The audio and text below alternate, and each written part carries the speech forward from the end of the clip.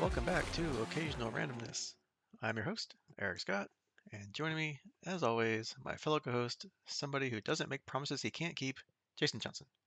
So about that, I have something I want to tell you, but I can't tell you. So you just have to trust me, Yeah, apparently there's a lot of that going around. Yeah, so because that makes for a great podcast when I can't talk to you about something. So anyway, yeah, so much for the audio podcast. Good night, everybody.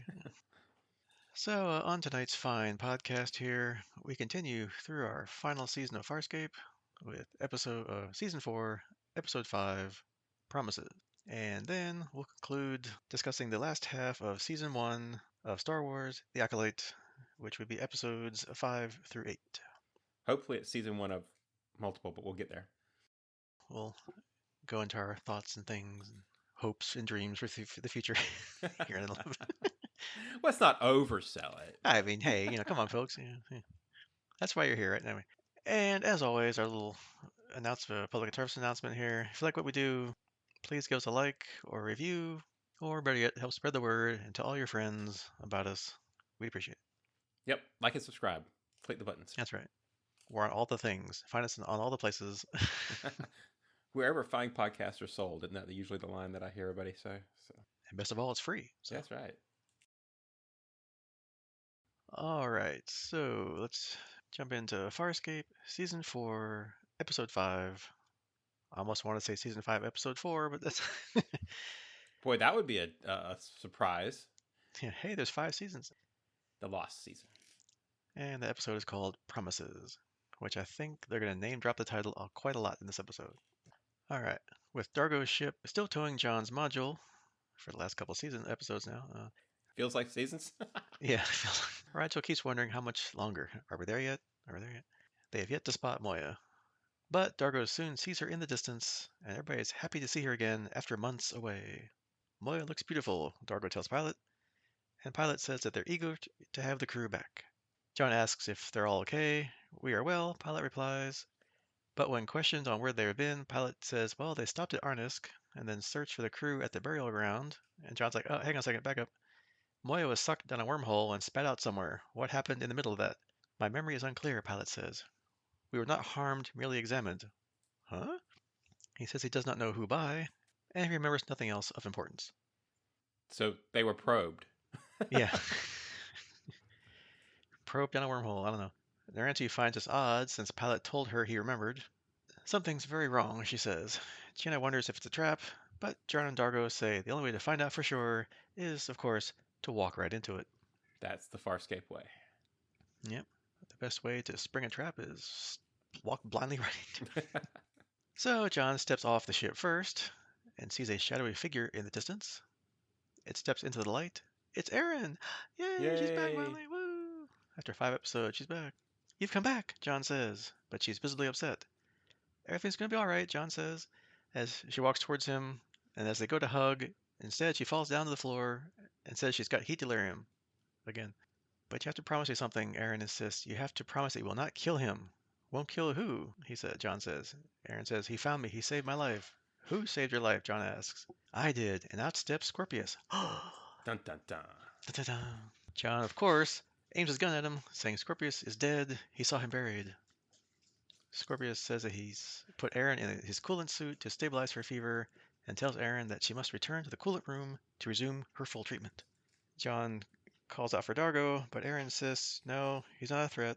The others, surprised at both Aeryn and Scorpius being on board, come out with weapons ready, of course. Aeryn climbs to her feet, stands between them and Scorpius, and says, I gave them my word he would not be harmed. Put your weapons down, she insists, adding that she'll leave Moya if they don't do what she says. Tiana asks what he wants, and Aeryn says he wants asylum. Which would also have been a good episode title. Yeah. John can't believe it, but Scorpius wants him to allow Aeryn to return to the chamber, and then they can talk.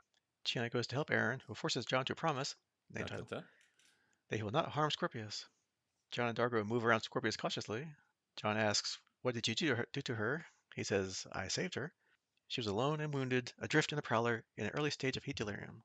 Dargo says, how'd you find her? And Scorpius says, I was looking for all of you.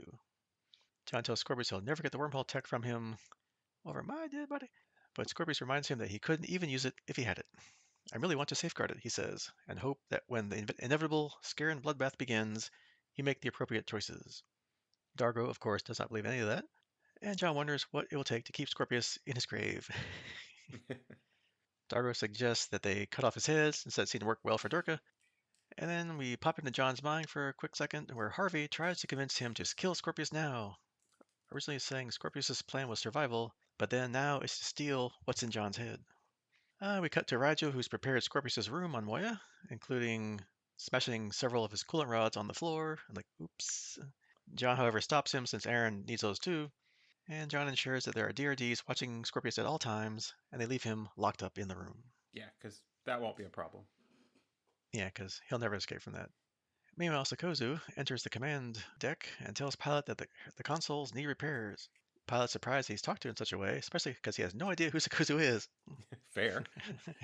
And you are? She briefly introduces herself and tells him that command functions are the top priority and orders him to send DRDs immediately to fix them. Tiana comes in and overhears and tells Pilot ignore her and isn't too surprised to see she's been less than an Arn here and already starting to take over. Well, someone's got to, Sakozu tells her, but Tiana says that someone is not her and reminds her that she's just cargo, baggage, and they haven't forgotten that she was in the grave with Scorpius.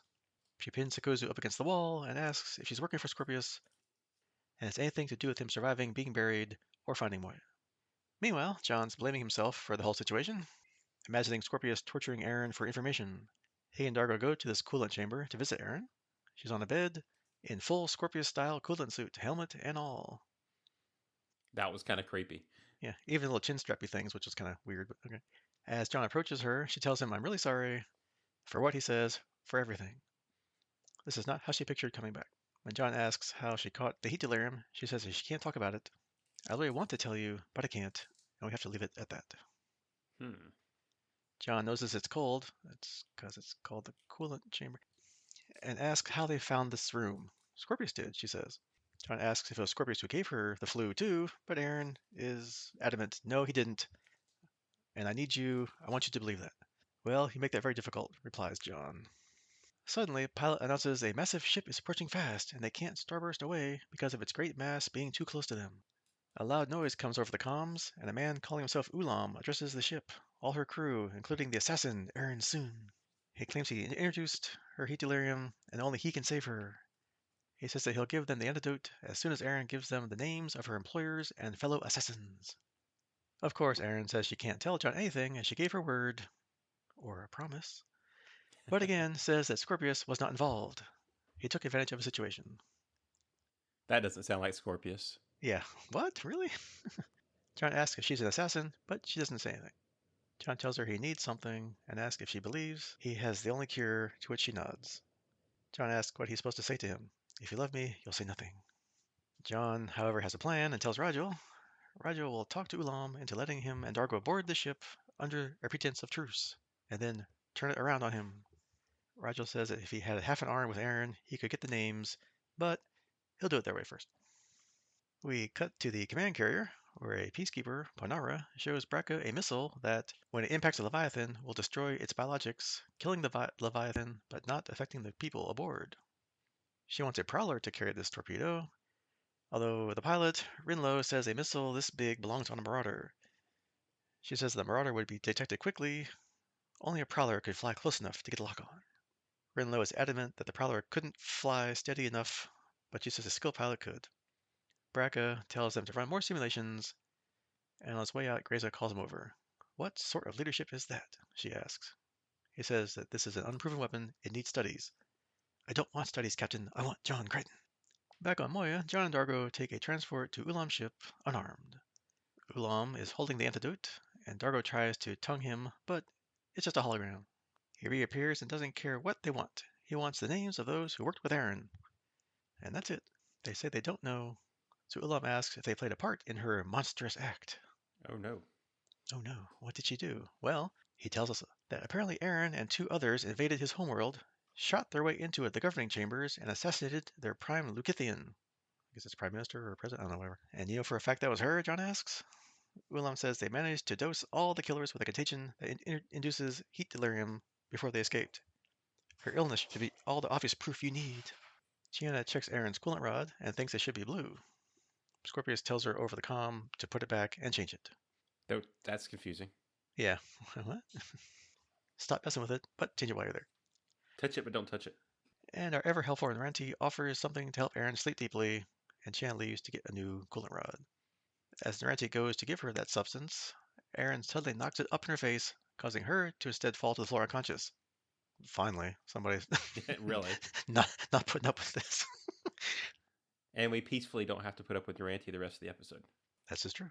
So some good stuff. Aeryn gets up, throws the coolant helmet on the floor, and goes to command, where she abruptly throws Sakozu out. Again, about that. Back on the other ship, Ulam tells John he might want to tell Aeryn that if she cooperated, he'd have no reason to hunt the other assassins down. Aeryn appears on the screen, though, and says that threatening her friends won't help him, so send them back home and let Moya go. I'm breaking this stalemate, she says, and puts a pulse pistol to her head. Goodbye, John, she says, as the others scream to get help. Fortunately, Rigel to the rescue. Rigel headbutts her from behind, knocking her to the floor. Go, Rigel. Yeah. Ulam tells John that after a suicide attempt, he's been too patient. He could have just had his soldiers aboard Moya at any moment. Well, go ahead, bring him on, John says. Aeryn will never be taken alive. And I need her more than you do, he says. So back off, and we'll get you your names. Back on Moya, Sokozu visits Scorpius and surprisingly speaks in a Leviathan dialect, switching off the guard DRDs. He asks what else can she speak? Scaring, perhaps? And they speak in Scaring for a little bit. Sokozu asks why he saved her life on Arnisk.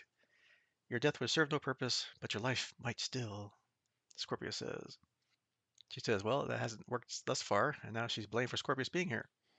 How'd you survive? She asks. Foresight and preparation, he says. And again reiterates he's here to safeguard John, among other things. John goes to Aeryn, who tells him not to be upset. Yeah, death is nothing to fear. Then John hallucinates a scorpified Aeryn asking, why won't you allow her to die? Soon enough, you'll wish you had. John tells her they'll get the antidote, but Aeryn Scorpius says he's still in denial and asks why he won't just let her go. The real Aeryn, meanwhile, says he has no right to do this. Willem just wants her. But not as much as I do, John replies. She says she made promises, Aha. and asks if that means anything to him. John asks, well, if life means anything to her, and asks when she became an assassin. When I found a cause that required it, she says. She still won't tell anything, other than she thinks it was worth dying for. On the command carrier, Recon has found a Leviathan they think is Moya. Greza asks Bracca for recommendations, and he says that he will fly a Prowler with the missile. When the pilot questions him, Bracca says it's obvious he's convinced the mission will fail, so he will replace him instead, dismissing him. And impressed, Greza offers a good hunting captain as Bracca leaves. Back on Moya in John's head, Harvey tells John that he has to stay away from Scorpius, but John goes anyway. He finds Sikozu with him and accuses her of being on Scorpius' team all along. Running theme. She has in fact helped Scorpius concoct a device that will take the neural clone out of John's head. Scorpius says that he can help him. Simply clear your mind and I will. A very doubtful John continues pointing his gun at Scorpius, who reminds him that he saved Aeryn's life while the clone killed her. Okay, good point. A wary Harvey, however, tries to convince John otherwise and says, I'll just get back in that dumpster. Remember that from a long time ago? Let's go back there. That's not good enough, John says. He tells Harvey that this is a private place. He does not belong here anymore. But I've been your ally, John, and your friend, he says. Nope, time for you to go, John says. He shakily hands over his gun to Sikozu, worried that Harvey might cause him to break his promise to Aeryn by making him shoot Scorpius. Meanwhile, Harvey tries one last time. Your mind is all chocolate and ice cream and perfume and girls, and asks how he could take all this from him. You're not real, John says. I'm real to you, to myself, Harvey replies. But John insists he must come sit in the chair. Harvey does so and says, well, goodbye, John. I will miss you. Suddenly, Scorpius stabs the device in John's neck. Harvey's final words are, without hesitation. And he's gone. No. Harvey! After a few seconds recovering, a relieved and much pleased John confirms Harvey has indeed gone. Alas, poor Harvey. Right. Does that count as being down another crew member? Yeah, well, I guess he's in the credits just as Scorpius. Anyway, yeah. Yeah. Then John asks what Scorpius can further offer. What can you do for me now? He tells John that in less than 3 arms, a Prowler will fire a missile, killing Moya and everyone on her. Well, that's not quite true, but okay. If you don't trust me now, we're all as good as dead. Scorpius tells John that once locked on, this type of missile can follow even through starburst. Ooh. John won't leave, though, without a cure for Aeryn, and Sikozu has a theory about the other ship. The mass readings lead her to believe it's a chameleon, a projection, that probably only has a very tiny crew of maybe 4 or 5 at most on it. John loves those odds. Scorpius volunteers to go, but John refuses, and not to argue, but says Sikozu instead is coming with them. We may need a nerd. Scorpius says they now have less than 2 arms before the Prowler is in range. How'd you learn that? John asks. I have a spy aboard the command carrier. A not surprised John tells Sikozu that that's why he has such a problem trusting people. So John, Dargo, Sikozu, and Aeryn go over to Ulam's ship. John tells Ulam that Aeryn will talk, but her condition's worsening. She has to have the antidote now. Meanwhile, Braca is well on his way with the missile. So they get Ulam to inject Aeryn with the antidote. John and Dargo then turn on Ulam's men and knock the real ones out. Ulam, though, is still a hologram and seals the room from outside. Aeryn begins to recover, and she tells Ulam to come out and face her, lest he's a coward. He says, well, he faced her once before, but she shot him and left him for dead. He killed so many that day, he adds. She tells him that his leader had slaughtered more in one day than she could in a whole lifetime. So she would do it again and again for free. I wasn't hired to kill him, she says. The Ulam steps out from a chamber and shoots at her, but, surprise, she's protected by that Tarkin shield belt that John got last episode. So that may return real quick Yep. before you forgot about it. John returns fire at Ulam's life support system and takes a direct hit. Sikozu grabs his control orb, and John tells her to run the ship with it. Pilot tells everybody that they're too late to get back before the missile is fired. Sikozu gets the hatch open. Dargo takes Aeryn back to the pod, while Sikozu and Scorpius tell John the missile locks onto Moya's pulse. Pilot says he can shut down Moya's pulse, but only through a full biological shutdown, which Moya can only survive for 800 microns. John tells Sikozu to create a decoy with the ship's chameleon abilities, and although she doesn't think she can, she'll give it a shot. Braca comes into range with the missile. Ulam tells John that he's finished what Aeryn began. Sikozu gets the decoy working just as Braca begins his scan. Moya gets shut down, and Braca reads 2 Leviathans. They're kind of fooled by the decoy, thinking that the dead Moya is the decoy. Braca then fires the missile at the live one, which is actually the real decoy. A little bit later, Pilot manages to get Moya resuscitated, much to everybody's happiness. They starburst away just as the other ship is destroyed by the missile. Braca reports that the dead Leviathan was moving, and relieves the peacekeeper that mistook the target of her duties. Graza takes over and tells her to report to the Aurora Chamber. Just take a seat, she says. I'll be with you shortly. John actually congratulates Scorpius on making it through the day, but he has 2 questions.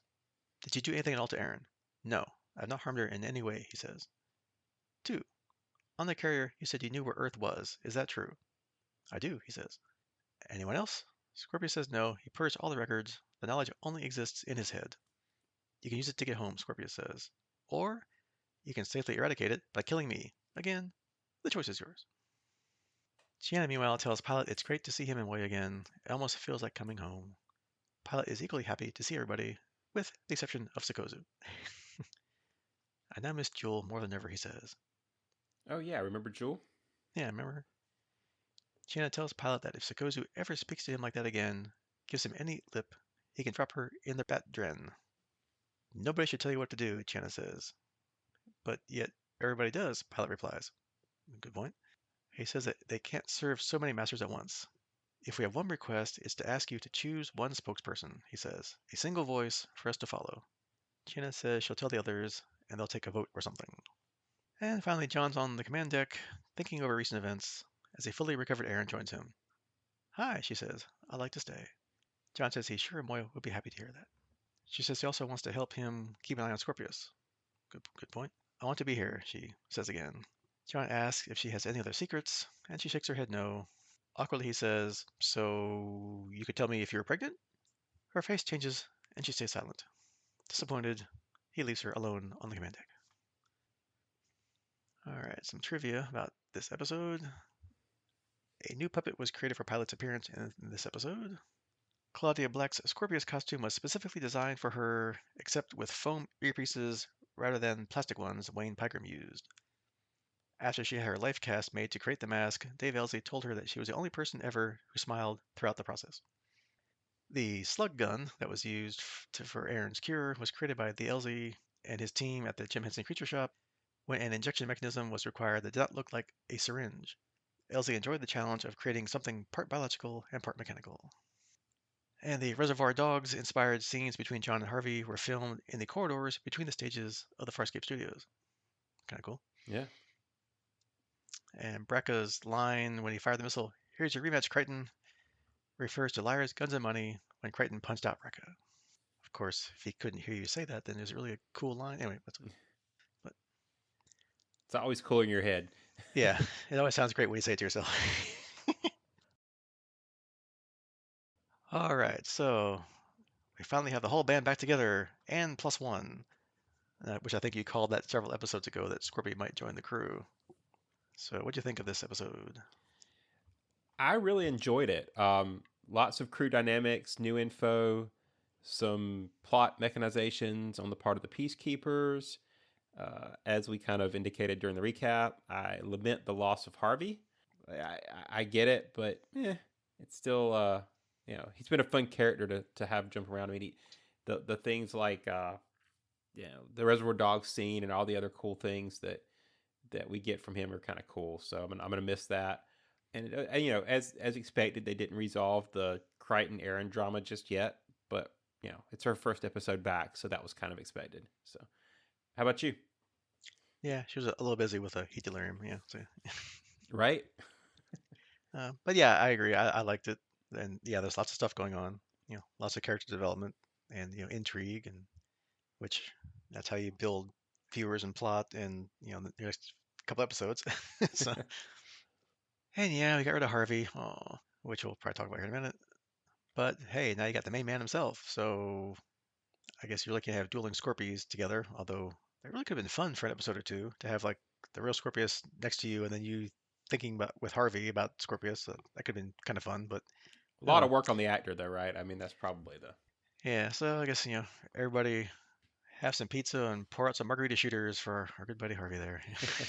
So- but we got some more mysteries to solve here, or to find out about Moya and Pilot and Scorpius, and I guess even some of Aeryn's time away.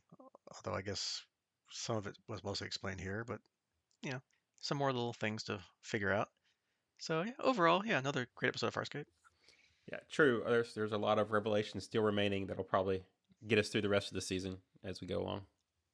Got to keep it interesting, and that's how things work nowadays. It's all sequential stories, and stuff happens, and you don't. It's not just an episode happens and they don't talk about it ever again. But before we kind of jump into the details here, just being kind of funny, like so now Pilot wants him to have only one person giving him orders after 3 Arns. Or is him and Moya finally that fed up with them all? Yeah, yeah. I'm sure. Yeah, I'm not sure where that'll lead, but it'll be a different dynamic for the crew for sure, right? If they've had to pick a captain to be the one person giving the orders to Pilot, that would bestow some form of rank, right? Yeah, which I'm sure they'll just go smoothly and not a problem, and they'll just first vote, they'll get it all done. Not great. Right? So yeah, speaking of Pilot and Moya, so right off the bat, first minute or two of the episode, they would find Moya and ask what happened after they were sucked down a wormhole, and Pilot just kind of nonchalantly says they were examined by something or somebody, and doesn't remember anything else. What? And Renty says, well, no, he told her he did remember. So what's Pilot hiding? Are our friendly Leviathan creators back from the bad half episode of the 2.5 episode Look at the Princess trilogy? Or are the ancients back, perhaps? Being that wormhole people and stuff. So, that'd be kind of fun. Can we bring Jack back? I know he died, right? So probably yeah. not.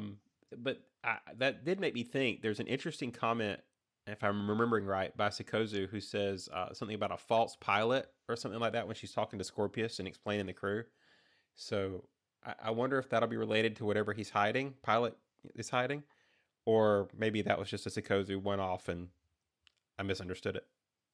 Maybe Pilot was twinned. No. There you go. There's two pilots out there now. Pilot and Moya were twinned. Wait a minute. Yeah, that'd be too crazy. Yeah, Although it's Farscape, so that would there's fit. there's That no would fit such right in. thing. So then we dock, and John, is thrilled to see Aeryn. He rushes towards her, and she's so excited to see him, she claps his no, and says she's got heat delirium again. But the person that found her and saved her is none other than Scorpius, and here he is.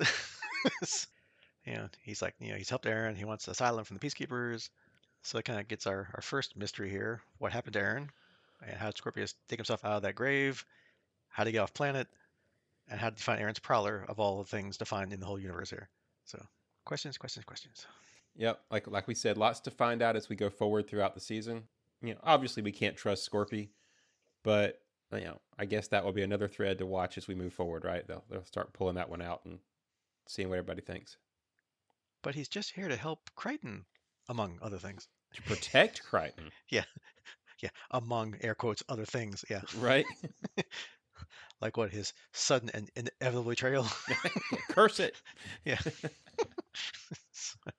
and yeah, I guess Scorpius is now the Leviathan expert because he finds this coolant chamber on Moya. Guessing Pilot or Moya didn't know about that. That would have been really great place to put Aeryn before when she had heat delirium, which for keeping score at home was all the way back in season 1, episode 3, Exodus from Genesis. But hey, plot, new writers, whatever. Or kind of fun thing, maybe Moya grows new rooms as she ages, or in response to past events. Hey, you never know when you might need a coolant room if you have heat delirium again. So here you go, got a room for you. Well, or John needed a place to keep his ice cream or something. And they need a refrigerator. Yeah, Zan's gone. Now you got this Narati woman with all these weird concoctions and things, and she wants a freezer. So Right. Yeah. As you do. You got to keep the ice cream somewhere. As Harvey said, there's yeah. got a lot of chocolate ice cream. So So then we kind of get one mystery solved. The person that gave Aeryn the heat delirium shows up, demanding her names of her employers and other ex-peacekeeper assassin. Aeryn won't tell him a single thing, or John or anybody else, or even hint at what happened, as she gave her word or her promise. And for whatever reason, goes so far as to try to kill herself and her baby. So, fortunately, Rigel to the rescue there. But I don't know, maybe give your companions that you've been, working with and living and dying with for the last 3 Arns the benefit of the doubt first before you jump to suicide. I don't know. yeah, that did seem pretty on brand for Aeryn, though, right? I mean, peacekeeper and all. She's always willing to sacrifice herself, but not everybody else. I do hope we get some more detail on who she was working with, etc. I know we get some here, but there's still a lot of like stuff that I think would be cool to find out as we go forward. Yeah, because she dropped back in the end of last season that she's going to go out with find some ex peacekeepers and do things. I'm like, really, this is what you do? Like, but yeah, so there's some more stuff in there that they could explore if they wanted to. Yeah. Yeah, it was really a backdoor pilot for Aeryn the assassin to have her own show, but they talked her into coming back. So Yeah, well, that's where she was for 5 stories. She was filming her own, filming her own pilot for the. And we have a little catch up with Grayza and Braca. They got some new little missile here that can kill Leviathan but leave the crew intact. So it's yeah, kind of cool. those crazy kids. Yeah, you got your little toys. Kind of like a reverse neutron bomb, I guess. Instead of killing the people and leaving the buildings, you kill the building and leave the people. I don't know. Their expert pilot doesn't think a pilot can deliver it. I guess Grayson didn't like Braca's kind of soft touch there with the pilot, but apparently loves it when he decides to pilot the pilot himself. I don't know. I guess she wants strong, opinionated people under her. Because I mean, even at the end, when Braca blows it and they shoot the wrong ship, he's off the hook, and they blame the officer that gave him the wrong reading, and she's off to spend some quality time in the Aurora chair. So just like upper management, you always blame the rank and file. Yeah, you'd think they'd eventually run out of other peacekeepers, right? They keep Aurora chairing them or jetting them or whatever. One interesting thing from that plot though is Scorpius mentions having a spy, and my theory is that that's the pilot who didn't want to fly the ship. So anyway, we'll see if that pans out. But that's my crazy theory is I think it's that pilot guy. Yeah, could be, because hopefully it's not the tech there that's going off to be interrogated. So If not, they'll know really quick when they Aurora chair, right? yeah, at least from normal folk there, they tend to break really easily. Yeah, so maybe we'll see that again. I don't know. It's been a while. But yeah, I guess as we talked about, I guess the most surprising thing this episode for me and probably for you is that Harvey's gone. Apparently, seemed pretty final. But I don't know. It kind of seemed like while it was fun and interesting, it kind of seemed like it was kind of rushed or kind of out of place. Like why kind of do that like now? And then also Sakozu says she helped Scorpius build this device in what, like 10 minutes? Like I don't know. I'm kind of confused. And yeah, it could have been fun to have Harvey and Scorpy around for an episode or two, but I guess you got the original guy, so no need to have the cheap copy. Yeah, you have a point there, I guess, but yeah, like we've obviously indicated, I'm going to miss Harvey. And especially the one thing they can't do with the real Scorpy, right, is all the pop culture scenes that we got to see inside John's head. Yeah, It'll be interesting to see what they do going forward, but I'll miss those Earth references. yeah, 'cause that was half the fun. Is like in the middle of a serious thing or whatever, suddenly you're in John's head, like on a beach with Harvey in a Hawaiian shirt, running around. It's just like what? So Yeah, or some animation. You just never know. yeah, I mean, best episode ever. Anyway, Right, exactly. so, yeah, I don't know anyway, the Ancients one with what was the name of Dargo's character? Yeah, yeah, Gary Regal. Gary Regal. I never can remember that, but that's the other one that I think could give that a run for its money. But anyway, moving Yeah, on. far out, dude. Yeah, no, I love. Oh yeah, that one. The old days. Anyway, and yeah, we got another wonderful plan from our crew here to get the antidote for Aeryn. Take her over there and draw him out to kill her. But hey, remember that shield belt thing we got last time? Hey, let's use that. So I wasn't expecting that to come up so soon, but I guess probably a good idea too before the audience forgets about it and the next writer forgets about it. And I guess, as always, your plan doesn't quite go 100%, so that they can't get back to Moya in time to get away. So they come up with a plan to make this ship look like a Leviathan and somehow, like, temporarily, basically kill Moya to make her appear dead, and which I guess she was, no pulse, right? So, and then you get that little drama moment where Pilot's trying to resuscitate her, and of course she does, because otherwise, end of series. So, and so yeah, nice little Farscape plan. Yeah, well, once you have a new toy, you have to try it out the first chance you get. It's kind of like when you have a hammer, everything looks like a nail. So, uh, got to break out the good stuff when you can. Yeah, got a lot of nice toys this episode. We got this missile that can go through starburst, dimensions or tele whatever it is, and the ship with a, this chameleon type thing and your little shield belt. So yeah, got all the toys. Yeah. And if I had to nitpick, I guess I will nitpick a little bit right here. My only complaint about this whole thing was the hologram or chameleon or whatever it was that let the Ulram's ship. I keep wanting to say Utrom, like from Ninja Turtles, but anyway, the Ulram's ship looked like it was a really big, right? Because then they figure out it's not that big. It only had a couple people on it. Wouldn't they have been able to tell it didn't have enough mass and they could have starbursted anyway? I mean, I know they needed the antidote by that point, but it was like, I don't know. I expected Pilot to know, hey, I can starburst because it's not really there. Yeah, I caught that too. I'm like, wait a minute. Unless somehow just because they thought it had too much mass, they didn't try to starburst. I don't know, but that's the only way I could explain it. But yeah, it's like, hey, wait a minute. But again, plot. So. Yeah, plot. And like I said, they needed an antidote, so that was Hmm. kind of the trick there. Yeah, because then you have Aaron stuck in a coolant suit for the next couple episodes, and That's it. From now on, she has to wear the Scorpius suit. well, they went all the trouble to build it and to create it and fit it to her, and oh well, never mind. And yeah, speaking of Aaron, so at the end of the episode, she still hasn't told John that she's pregnant. Although now I guess she probably knows this because why would John say that? But so again, we string this out, but then again, of course, to your point, she just got back and she's kind of busy, dying from heat delirium. So let's not go into the whole pregnancy thing right now. So, so hopefully they talk about this next episode and don't string it along like they did a couple of seasons ago when Stark was like, "Hey, Dargo, I found your son. That's great. Let's go get him." Like half a season later, they went and so it's like, okay, let's get this out in the open here pretty quick. Yeah, I mean, like I mentioned earlier, I didn't expect them to resolve it that quickly, but I am looking forward to them getting it behind us. Yeah, the I feel like the clone John, or whatever, twin John, Aeryn drama has been played out to the point that I'm ready for that to be kind of a past plot point. We can go to something new, but we'll see. We'll see how long it takes them to resolve and work things out. All right. Anything else that we didn't cover you want to talk about? Nothing jumps out at me. I am really interested, probably as we talked about way back in the beginning of this episode, the missing time for Pilot. Right, that's probably the biggest plot point that I'm really curious about, and I'm sure they'll, as much as they kind of mentioned it, they're setting that up for things to come. But looking forward to that piece. Yeah, maybe once when Old Laurenti wakes up there, she'd be like, "Oh yeah, by the way, remember? Hey pilot, what's?" You're right. So, speaking next time, so on the next podcast we'll do season 4, episode 6, natural election. So playing our usual guessing game of what does that mean. Well, once again, good job, Farscape. I don't know.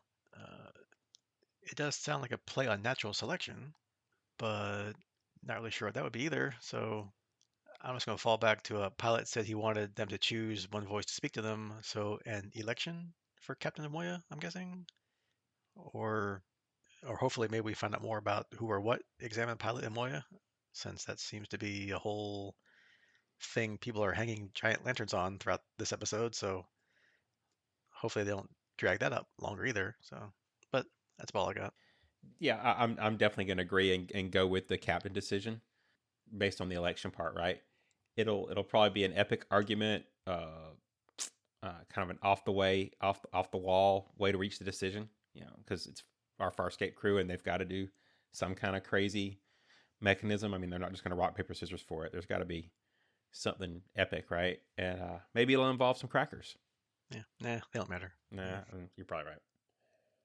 Although, hey, Moya is like organic, because she's all natural, so natural election. I don't know. Who knows? I'm sure they'll name drop that in the next episode title. Oh yeah, definitely.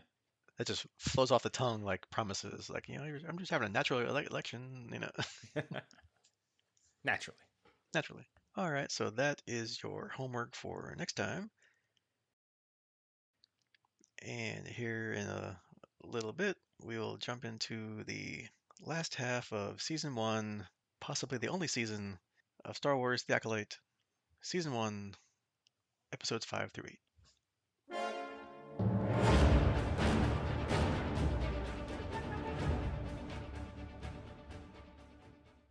All right. I guess you want to go first, and then we'll alternate, I guess. Yeah, no problem. Okay. You good to go? Yep, go for it. All right, so let's get started with episode 5, Night.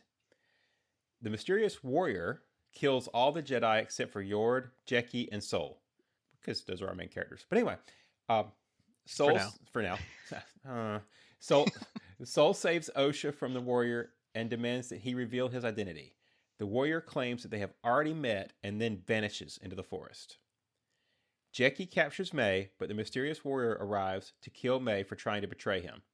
Jeki breaks the warrior's mask before she is killed, revealing him to be Khmer. Sol arrives and questions Khmer, who says the Jedi might call him Sith, and now he intends to kill them all to keep his existence a secret. Yord ambushes Khmer, but is quickly killed. Sol fights and overpowers Khmer, but is stopped from killing him by Osha, who plants a light on Khmer that causes a colony of Umbra moths to attack and carry him away. May uses Osha's stun gun on Sol so she can speak with Osha, but they end up arguing about each other's choices, and May uses the Force to knock Osha unconscious. May steals Osha's clothes and poses as her sister, returning with Sol to the Jedi ship. They're followed by a suspicious Brazzle. Khmer frees himself from the Umbra moths and finds Osha lying unconscious in the forest. Yeah, and then we have episode 6, Teach/Corrupt. So back to our dual episode names, except that's it. No more of that. Khmer takes Osha to an unknown planet where he dresses her wounds. He claims to be a former Jedi who was betrayed by his master, drawing parallels to Osha's past. Osha is wary of him, but eventually agrees to try on his helmet, which is made from the lightsaber blocking metal cortosis. On the Jedi ship back at Kofar, interference disrupts Salt's attempt to contact the Jedi Council, but a partial message about him losing his whole team makes it to Coruscant. Saul asks May to help fix the ship's power, still believing her to be Osha, and she's attacked by Basil. May overpowers him and resets the power. She tries to get Saul to tell her the truth about what happened on Brindok, but her wording reveals to him that she is not Osha. When the ship's power gets restored, Saul stuns May and leaves her just as Vernestra and a small band of Jedi arrive to investigate his message. That was quick. They find the massacre and suspect a fallen Jedi is responsible when the Jedi Mog suggests that only Saul would be powerful enough to kill so many. When May wakes up, Saul says that he will finally tell her the truth about what happened on Brindok. And then episode 7, Choice. 16 years earlier, so a flashback, The four Jedi discover the Coven while investigating a potential vergence in the Force on Brendok, which could create life. The Jedi Council decides that the twins are too old and should be left with the Coven, despite Osha's wish to become a Jedi. Coral stokes May's anger over the Osha decision, leading to May accidentally starting the fire. The results for the twins' M count arrive, which show their Force sensitivity, indicate that they were artificially created, with a single consciousness split into two bodies. Torben, eager to return to Coruscant, sees this as proof of the vergence and rushes to retrieve the girls. Saul follows, and the pair confront the Coven before Kalnaka and Indara arrive. Saul kills Anissa when she tries to attempt to use her power. The witches possess Kalnaka and use him to attack Torben and Saul until Indara overpowers them. Saul is unable to save both May and Osha from the burning fortress and chooses to save Osha. As they return to Coruscant, Indara decides to blame the incident on May's fire and not tell the council about Saul's actions so that he can train Osha as his Padawan. And then we wrap it all up with episode 8, The Acolyte. Hey, Name dropping. drop. Saul takes May to Brendok and sends their location to the Jedi. Osha has a vision of May and agrees to lead Kamir to her, and as they leave, a mysterious figure watches them depart. Who could that be?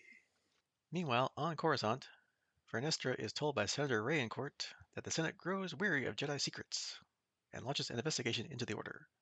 Back in the ruins of the Witch's Fortress, Osha confronts May as Saul and Kamir fight. May disarms Saul but chooses to let him live so he can confess his crimes to the Jedi Council. Saul reveals that May and Osha are the same person, created through a vergence on Brendok, and admits to killing their mother, or one of their mothers, Anastasia. Osha angrily kills Saul using the Force, corrupting the kyber crystal in his lightsaber, which turns from blue to red. She and May escape, though, before Vernestra arrives with a group of Jedi and finds Saul's body while briefly sensing Kamir. The sisters reconcile and Osha agrees to train with Kamir.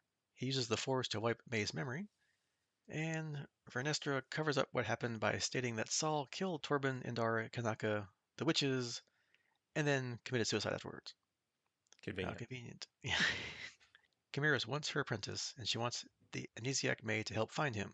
And we end the show with Vernestra reporting to Jedi Master Yoda, or what appears to be Yoda. All right, so season 1, and maybe the only season, we'll find out, though so far it's not looking good.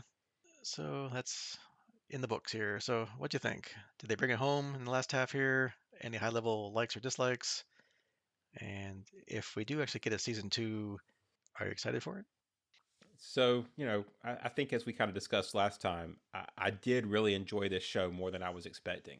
With all the negative hype going on around about it didn't have a lot of expectations going into it, even though I avoided spoilers. But yeah, I think there was a lot of good in this. We get a good look at some ancient pre-Sith stuff, maybe. I mean, he calls himself a Sith, so we can go with that. And the Matrix Kung Fu style wirework fighting, I loved that. Like that was probably was one of my favorite Jedi fight scenes we've gotten in a while, since maybe Ray Park, right?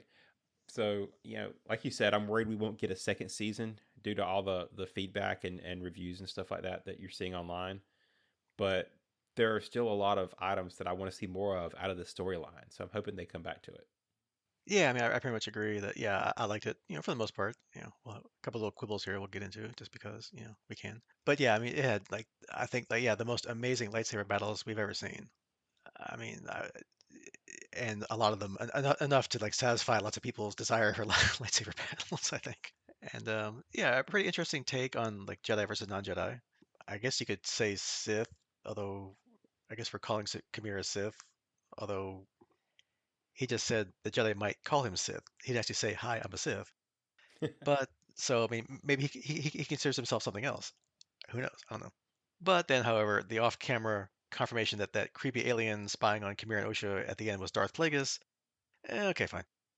That brings up lots more questions, but that kind of does point strongly towards being a Sith, which we'll get into here in a little bit. I guess some of the quibbles, which again we'll talk about, is some of the motivations about some of our characters were kind of problematic or kind of rushed, maybe to fit either the episode account or shove the narrative along to get from point A to point B. But yeah, overall, I liked it. Despite some of those little frustrations. And yeah, I would definitely watch season 2 if there is one. Kind of like most season ones, sometimes it was inconsistent, which hopefully that could be addressed if this next season, as they have grown into the writing and the characters and the concept and the world. So hopefully we'll find out. I don't know. Yeah, I think that's an interesting point, right? I mean, how often do shows get everything right on season one and get their formula down? In the days of these online streaming seasons, we kind of are used to one and dones or things not getting picked up as quickly. There's not the commitment, and so we have a lot higher expectation than I think we would, back in the day when shows were just getting started. But really, I think other than The Mandalorian, which set the bar really high, I don't know that any of them completely nailed the season one, right? Yeah, and especially true nowadays when I only have like 8, 10, maybe if you're lucky 12 or so episodes. Yeah, very very rarely with the 12. I mean, it's mostly 8, like in this case. Yeah, and either you have to hit them all, or if you have one or two that aren't so good, that's a good percentage of the whole show. Right. Yeah. So, and yeah, as we guessed before, like were they rushed? Did they have only like 6 episodes and like, oh, make it 8? Okay, we'll throw some stuff. I don't know. So who knows? But yeah, let's kind of dive in here. So episode 5, which of course you saw before I did, but anyway, that's just like You're bitter about that one. yeah, not that I'm bitter, I think. But yeah, I mean, that was just one. It was just a giant, constant lightsaber battle, one after the other. I mean, I was just loving that whole thing. You get the big conclusion to what happened last in episode 4. You get the big multi-Jedi battle against our lone villain who's holding his own, and yeah, I mean, they keep setting the bar higher and higher for these lightsaber battles. I mean, whether one-on-one, which we'll talk about here in a little bit, or in this case, a group here. I love how his gauntlet and helmet shorted out the lightsabers. And as that was happening, I'm like, wait, is that cortosis metal? Like he didn't say it at the time, but I'm like, hey, I think it's our first live action look at cortosis, if I'm not mistaken.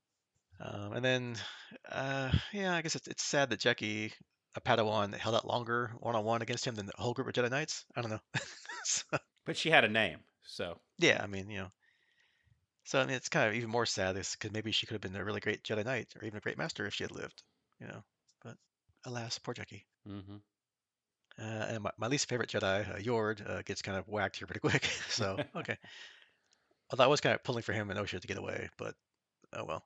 And yeah, it was kind of funny that Saul, as you find out later about Saul, Saul had Chimera dead to rights, but Osha stops him. So of all the time for Saul to get a consciousness, right. so or a conscience, more on that in a minute, but and not attacking a defenseless foe. Oh well, you had your chance. And Maybe then he kind had of he yeah, had some PTSD about that. So yeah, maybe yeah, just a little bit. And then kind of at the end, when May switches places with Osha, I knew exactly then how the whole rest of the season was going to go, with regards at least to who would be the acolyte, because they pretty much would just basically switch roles at that point, and May would want to be with Saul, and Osha would become the acolyte. So, are you but saying the dark clothes gave it away? yeah, we just changed clothes. Now suddenly no one can tell who we are. But yeah. So what do you think about that one? Even though you saw it, weeks before I did. Yeah. Well, and to be fair, I did my best not to give you any spoilers. Yeah, Um, and I was correct on my guess that Chimera was the Sith master there, you, or well, not master, but yeah, yeah, yeah. I'll agree with you. Definitely Kurtosis, which was epic. One thing I did want to mention about that while we're on it, I know it really kind of gets explained later and shown off in the final fight. But the fact that that helmet is actually a sensory deprivation helmet, right, hmm means that everything he's doing is blind fighting, and that's epic to me. I mean, you've got this guy who basically has handled all these Jedi with no sense of sight or sound. So it's strictly him and the Force. I think there are some of the I was looking for it a little bit in the later, right? Because once they tell us it's a sensory deprivation helmet, when you watch him fight at the last episode, which I know we'll get to, he's not always looking where he's fighting, and I think that's an interesting thing, right? Because he's not using his eyes, so he doesn't have to look. So anyway, I thought that helmet was nicely explained and some cool stuff there. I think we mentioned my last time my favorite character of the new characters we got introduced to was Jackie. So having her killed off was really sad, but you know, it, that definitely triggered kind of a Rogue One feel for me. And at that point, I kind of expected almost everybody to start dying off. So yeah, once they kind of hit that, I'm like, man, nobody's making it out of this show. Like I expect, like they're just gonna kill them all. Like it's just gonna be a planet blowing up or something at the end, and we just don't get any of these characters, which would make it a one and done, right? And then I'll agree with you to kind of wrap that up. I'll agree with the telegraphing the switch. Um, I I kind of saw it, but I didn't really think that was what they were gonna do. And I think it worked out well during the final episode. So we'll get to that as well.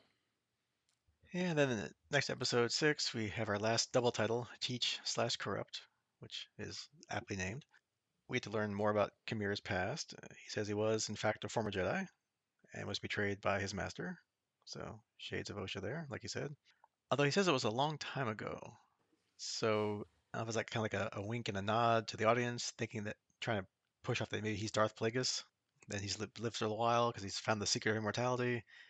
Since he doesn't look all that old, he looks like he's in his, maybe late 20s, early 30s. I don't know. But that's kind of where things start to break down once you later know who his master is, or who his Jedi master was. Which, like, kind of, why didn't Saul know he was then? Because he doesn't seem like he's that old. So how long ago was Kamir a Padawan? Must have been quite a while. So maybe Vernestra is older than she looks. I don't know. I mean, I'm assuming it must be a while ago because otherwise Saul's been a Padawan and a master, not the master for I don't know what 40 years or so. So it's got to be before that. So Well, we know that was what 10 years that he was a master looking for an apprentice 10 years ago. So yeah. So how old is Kamir?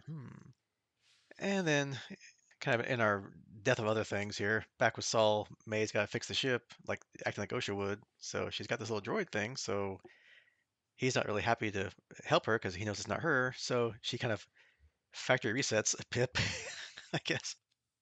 And so now it's hers effectively. So alas, Pip, yeah, goodbye. I was gonna say there's the death of another character. Yeah. Although he's got some good scenes after that when he's fighting Osha. He squirts stuff in her face. It's kind of funny. But Yeah, with his red lights because now he's yeah, controlled yeah, by that's right. Because it was blue, now he's red. So evil. So yeah, more sense of her and Osha switching lives, basically, changing places. And yeah, she kind of lets a little too much slip. Saul figures it out, stuns her, secures her, and then says, "Oh yeah, I'll go ahead and tell you now what really happened." So yeah, episode 6, kind of like the okay, now slow it down episode after our huge nonstop action fest last episode. Okay, let's bring it down. Let's move the plot along a little bit and give us some more insight into our 3 major characters here, or actually 4 if you want to talk about Saul. But next time we'll get Uh, into him. But yeah, I thought you were gonna say Pip, but yeah. Well, uh, all Star Wars has to have their cute little droids, and there we go. yeah, I wonder how many toys for that they're gonna sell. Anyway, I think for me, I'm sticking with my view that the double episode titles, because this was Teach Corrupt, right, as you mentioned, are the what they use when Ocean and May are separated for the entire episode. Because again, they're never in the same place during this whole episode, so you get a two-parter title. You mentioned the age of Khmer, and I think that's one of the mysteries am or was or will see, hoping they'll get to in future episodes. Because personally, I'd love it if he's older than you expect, right? I mean, we've got Plagueis sitting out there, so maybe while he is human looking, he's got an extended lifespan through something Plagueis helps him with. So that would be really cool. Like you say, to kind of stretch that out and make it where he's actually like 60 or something. And I'll mention, since we're talking about Khmer here, that you get the scene of the scars on his back when he kind of gets in the bathing pool or whatever. And to me, that was kind of where I suspected that his scars matched the lightsaber whip thing that we find out is actually from his master. I don't know if the scars are, but that's my guess, right? So they have some kind of epic fight there. She thought she killed him using that lightsaber whip. Yeah, I mean, I'm hoping if they do season 2, they get more into that because yeah, obviously he's had these tendencies or doesn't want to use the Force the Jedi way, and either gets seduced by dark side or whatever, recruited by Plagueis if it's Plagueis. Yeah, and then does she try and stop him and think he's dead? Because she kind of was surprised when she sensed him. So yeah, again, questions, questions, questions. Yep. And then unfortunately, every season has to have an episode that's not very good. And episode 7, in my mind, was one of those. Probably the episode where I shook my head at most everything in this entire episode. So allow me to vomit my disgust at this episode. No. So we finally get a big flashback that explains what happens. Like, okay, great. Let's learn about what really happened on Brandok finally. We learn about the Virgins again, which can apparently create life. Hi, Maynosha. Yeah. But apparently it also brought Brendok back to a viable ecosphere with, plants and animals and water, all that good stuff after something destroyed it. So that's cool. But apparently for some reason, Torben is really, really homesick and wants to do anything to get back to Coruscant like yesterday.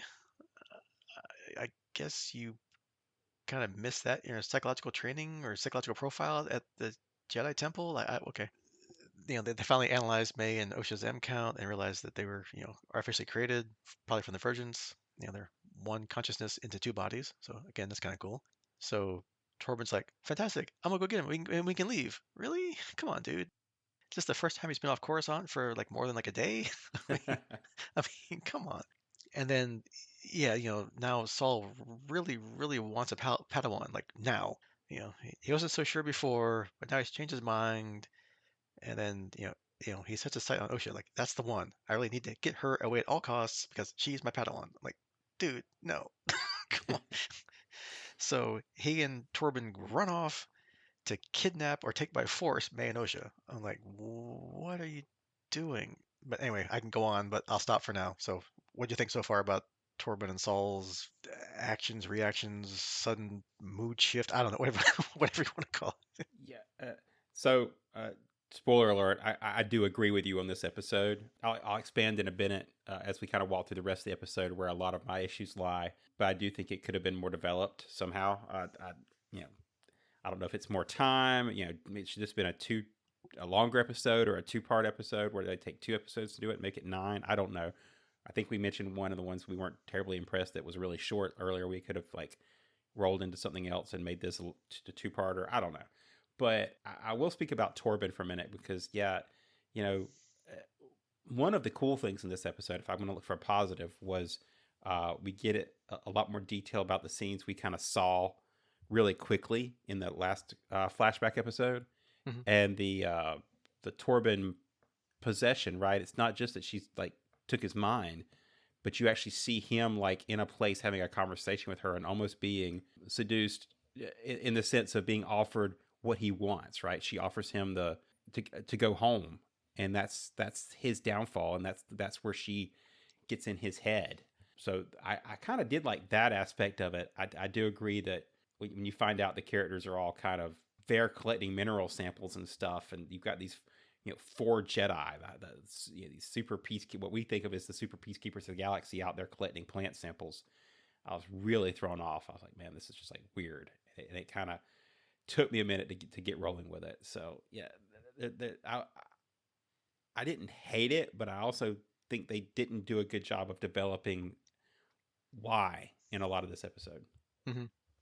Yeah, because now like the last half of my diatribe here on this episode is, yeah, like everyone just makes bad decisions. Like so, Coral, their other mother is still really pissed that the Jedi are here and they're gonna steal the girls, and that just gets May further riled up, and she runs off and sets that fire. Although at least I'll give them that they showed it took longer to get it out of control than the first time, which seemed to take like 10 seconds. But that still doesn't explain how an entire place from a mine that's all rocks caught on fire. I still don't understand how that happens at all. But hey, whatever. And then, for whatever weird reason, when Saul and Anissa or Anisea are talking, she turns into like this black cloud and just is hovering there. And Saul decides, yeah, I'll just shove a lightsaber through that. And then looks shocked as like, oops, she's dead. Like, what do you think was going to happen? I don't know. I don't get the whole sequence. That made no sense to me. Well, I mean, let's be fair. If you're there to confront a witch and she turns into a black cloud creepy thing, you might stab her too. So you know, Maybe I would hope you would have more control, being the wonderful Jedi, but I guess not. That's why we're in this situation that we're in. So, and then some a little cool thing. So now it's game on for the cult. Since Kelnaka arrives and they manage to possess him, that was kind of cool. And they got a nice little battle scene with Kanaka trying his best to kill them, and of course Torba and Saul trying their best not to kill Kanaka. So I like that. Although then Anara shows up and breaks the controller of Kanaka, and somehow that kills all of them. That's kind of the wrong force power you want to use. That's kind of some bad feedback there. I don't know. And then they take Osha back because she's the only one left alive. So I mean that's fine. That's what you would do. Okay, no problem there. But then they all agree to lie to the council about what happened. They just back Inara's little scheme here so that Saul can have his Padawan and train Osha, which the council already said no to before. But now what? Oh, we'll take pity on you because she's the only survivor. So okay, I guess we can train her. Okay. So yeah, just a ton of selfishness from about just I think every single person in this episode except for Kanaka, who was just kind of going along with it at the end there. So I don't know. Am I too harsh on this one, or I think you're pretty much kind of in the same boat I am here. Yeah, agreed. This is my least favorite part, right, of all the parts we've got going on here. I know we had to get through some of the reveal, some drama, all that kind of stuff. Kind of explain the catalyst for this big mystery that we've been tiptoeing around the last what 7 episodes, 6 episodes.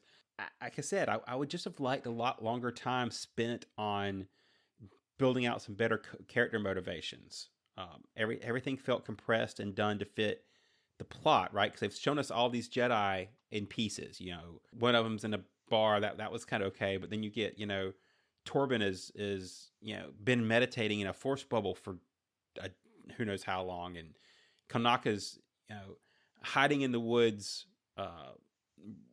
forsaken Jedi robes and everything, but almost kind of gone back to Wookiee roots with all these really cool drawings, right? That they had a lot of mystery and really interest in, like, why are there all these drawings on the wall, and what's that mean, and all these little things, and they just blow right past it to make everything fit in this little box of, here's how it happened really quickly so we can move back on because we've got a lightsaber battle to start the next episode with, right? Yeah, it's like they kind of showed you briefly that I guess they're trying to atone or come to grips with what happened, but yeah, you don't know that until after the fact. And then it's like there was no yeah, it would have been nice to spend some more time on it, or at least spend a little more time setting things up a little bit. But again, yeah, 8 episodes. You've got you know where it starts, where it ends, and you got to put stuff in the middle. So Yeah, yeah, and it's I, just and I think that's the problem, right? To be fair, they oversold the reveal because they built up such a cool partiality to it, seeing it, maybe misrepresented the first time, and the clues aren't lining up, and you've got all these really cool detail, like I said, of all the what the Jedi are actually out there doing 10 years later, that I kind of felt let down by the rushed reveal of these guys. It's just because nobody behaved like we wanted them to. yeah, because like for the first 6 episodes, I was sold. I was all in. I mean, yeah, there's the internet kerfuffle about I guess Ocean May or whatever, which whatever, just deal with it. But Yeah, we moved like past that quick, right? I mean, we're yeah, back in the plot, yeah, and like we had our wonderful battles and with the reveals and oh well, he's killed everybody. Oops, wow, you know, and then yeah, it's like, okay, we got 2 episodes to go. Okay, so let's explain everything and fish everything. Like, you got one right. right. Yeah, so, yeah. Speaking of the one that got right, we have our conclusion. So again, another lightsaber fight bar, scaled. I mean, that was incredible. Him and like Saul and Kamir going at it. Can't wait to try and see that come up in a game sometime soon. It'd be fun. It'd be fun to do some of that. Yeah, as we said before, like I love how they're getting more and more Hong Kong kung fu style with these. I mean, it's when you spend all the money, you get all the good stuff. So- and they spent some money here, right? oh yeah, this thing cost a lot. I think each episode was millions and millions. And then yeah, Saul finally comes clean, admits what happened, and Osha kills him for it. So, thus completing her path to becoming Kamir's acolyte. And there's her name drop of the series, I guess. And it's kind of cool that we do get to see a lightsaber being corrupted, because she's just her rage turned the blue crystal red. I thought it was kind of cool. Yeah. So this was an interesting point to me because I think, like you say, it's the first, maybe the first time. I think it's the only time so far in Hmm. live action that we've gotten to see a lightsaber go through the process they call. I don't know if it's, I can't keep track of which books are legends and which ones aren't anymore, but basically this is where the bleeding of a lightsaber, right? This is Hmm. what the Sith used to turn their lightsabers red, and it involves, cracking the kyber crystal, which happens when throws the lightsaber across, right? The crystal cracks. You see that, and then, like you say, the action of using the dark side to kill Saul corrupts it and bleeds the lightsaber, and you see the crystal actually bleed over, which I just thought was epic. Hmm. Now, of course, that does explain why Anakin's saber stayed blue, but hey, you have to give it to your son later so he can kill you with. No, anyway, that's He fine. he he, for, he that's forgot that's fine. he forgot to crack the crystal step. Yeah, yeah, he missed the one step there, but and then we get some more cool Force stuff. Kimura wipes May's memory, like pretty quick, just like poof. Who are you? Yeah, So Obi-Wan needs to take note of that one because that was yeah, some epic. that was a little faster than the these aren't the droids you're looking for. It's just kind of like just poof. Oh, who are you? Oh, we're fine. Go away. That's fine. And then we get some more kind of like palace or political intrigue by Vernestra carving it all up by saying, yeah, it was all Saul. He went nuts. Yeah, yeah, that was it." Which I'm thinking probably didn't do any good to her trying to stall the Senate investigation into the Jedi Order. I'm sure that probably brought that right to the top of their agenda. so, so much for that. But then, she wants May to help her remember and help find Kamir, and I guess that's where season 2 would go. And apparently, she goes off to tell Yoda that I guess the Sith are back. Maybe I don't know, or which I guess leads obviously later into what we learn about in the prequels. So yeah, so what do you think of the final here? Do they kind of sell it for you, or I get some other theories here afterwards we can talk about. But So despite my complaints, about the last episode, I really enjoyed this episode and the ending reveal, like we said, from Fernistra and all that. I'm not the biggest fan of politics in Star Wars, would you but prefer like trade no. That's what I mean. That's the trade stuff deals? that, yeah. I think I've probably made it clear during some of our recaps that I prefer my Star Wars like a police procedural, but you know, that's just my approach to it.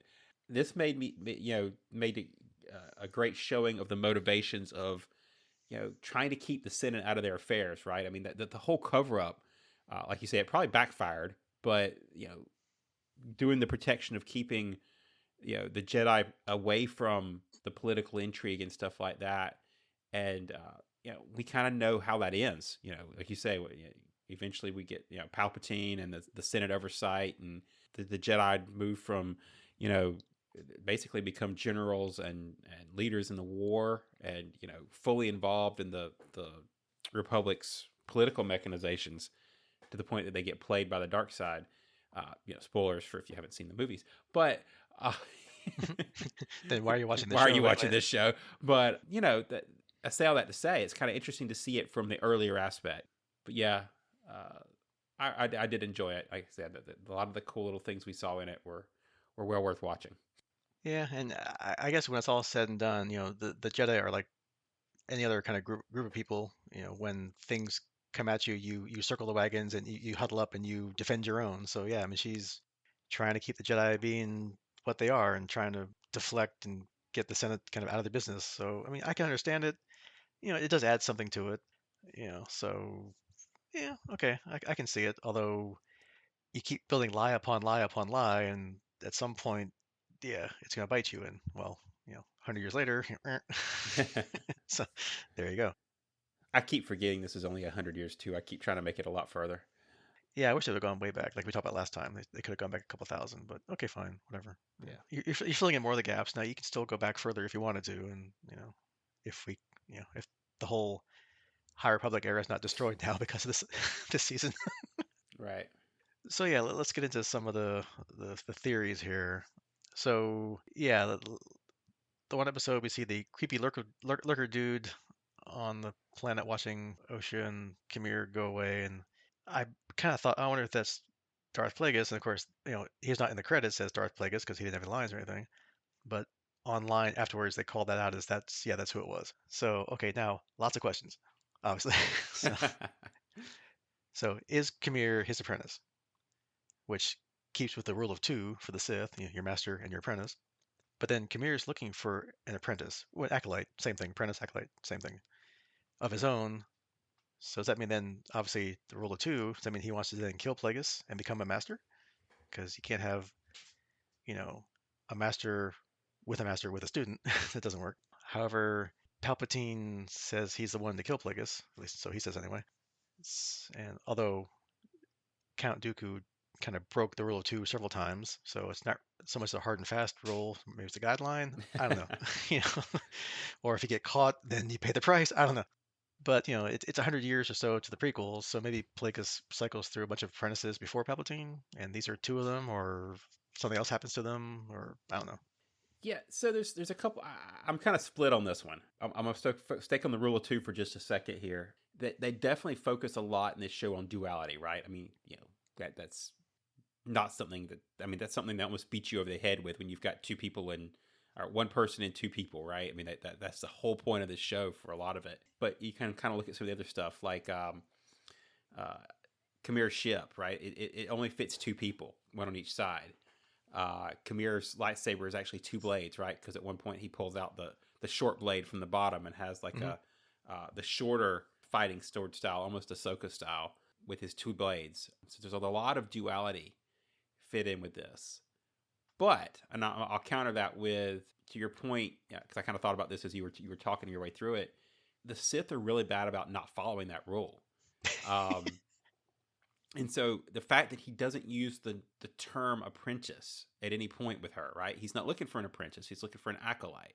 It leads me a lot to thinking about, you kind of mentioned Dooku, but the other one that was really bad about it was Vader, because Vader had the entire group of Inquisitors, Yeah, good point. Yeah. and I've kind of felt like maybe is he Kamara's always already kind of had some off the wall thoughts, right? The way he approaches things is not necessarily our idea of Sith, and so maybe this was more him looking for a you know partner slash acolyte slash inquisitor force or something different than the true master apprentice rule of two thing.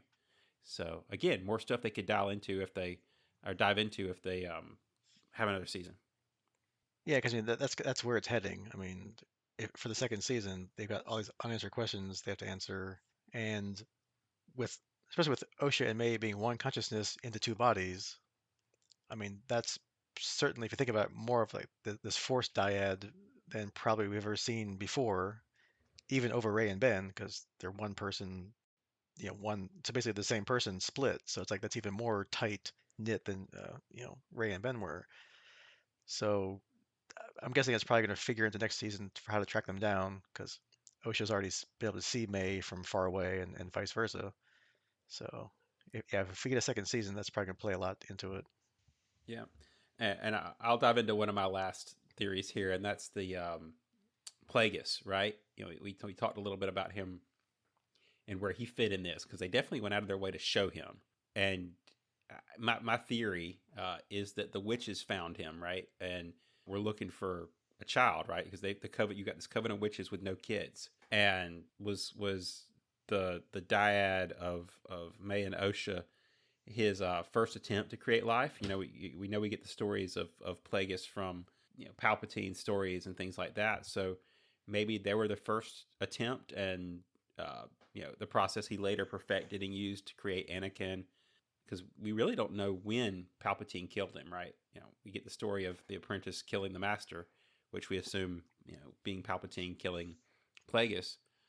But was that after he created Anakin, or they created Anakin, right? So maybe Plagueis only died a few years before we see Episode One.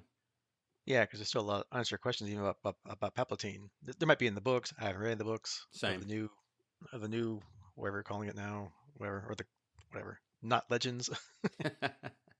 So yeah, because obviously if Palpatine is force sensitive, he missed being recruited by the Jedi and somehow got found by Plagueis and trained at some point, but before he became senator, I'm guessing, because it probably takes a while to be trained, and he was kind of already old. I don't know. So yeah, there's a lot of gaps to be filled in, which is why we have these shows to fill these gaps. So it's fun. You get to see how the pieces fit together, and yeah, there's definitely lots of questions here that they could really dive into if they had a second season, or if they want to scrap this and do something else in the High Republic era. I guess this. storyline's probably dead then, but you could go back even further and do more Sith stuff, or you can still take Plagueis and take him back even further. I don't know, whatever. I mean, so if you still want to go with that, but Yeah, they could do the origin story of story of Plagueis and let some of this die down, the negativity, and then you could come back to it later. Once everybody's really into Plagueis, who knows? yeah, or even like go way back and do like the Sith War, where there was a whole bunch of Sith and a whole bunch of Jedi, and then they kill all the Sith, and now there's only two at a time running around. I don't know, but yeah, I mean, whatever. That's neither here nor there. That's just wishful thinking. Well, they've got to do something next. I mean, obviously, they're not going to walk away from the cash cow that's Star Wars, so we'll get something. Yeah, we got a couple things coming up. But yeah, I mean, yeah, hopefully there's season two, because I mean, hopefully by now they figured out what worked and what didn't. They've heard the fan reaction. These things take a while to write, produce, and create. So if they haven't started yet, then they could use this as a time to perfect it. But again, we'll find out. Yep. Anything else No, I think acolyte to talk about? I think we've covered it. Overall, it gets I'd probably give it a B plus. It had a lot of stuff that we probably picked on a couple episodes, but between the fight scenes and I think the overall arching interesting things they brought up in the story, it gets pretty good marks. Yeah, 7 out of 8. Yeah. So, not bad odds there. So pretty good. All right, so yeah, I don't know what our next show besides Farscape will be, but obviously you'll know it when it's in the show notes. So, so thanks for listening, and we'll see you next time. Goodbye. Goodbye.